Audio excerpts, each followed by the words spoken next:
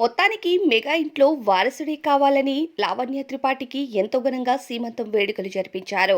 అయితే మెగా ఇంట్లో సీమంతం సంబరాలు అంబరాల్ని తాకాయి.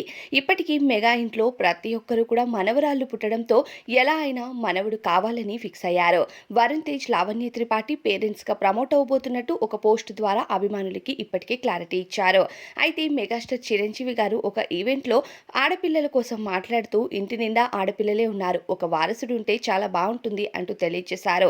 అయితే ప్రస్తుతం లావణ్య త్రిపాఠి తల్లి కాబోతూ ఉండటంతో ఇక ఎలా అయినా ఈసారి వారసుడే రావాలని లావణ్య త్రిపాఠి నార్త్ లో పుట్టి పెరిగినా సరే ఇప్పుడు మెగా ఫ్యామిలీ వారి కోడలి కాబట్టి సీమంతం వేడుకలు మన తెలుగు సాంప్రదాయంలో ఎంతో ఘనంగా జరిపించినట్టు తెలుస్తుంది. అయితే లావణ్య అలానే వరుణ్ తేజ్ సీమంతం వేడుకలకి సంబంధించిన కొన్ని ఫొటోస్ అయితే బయటికి వచ్చాయి.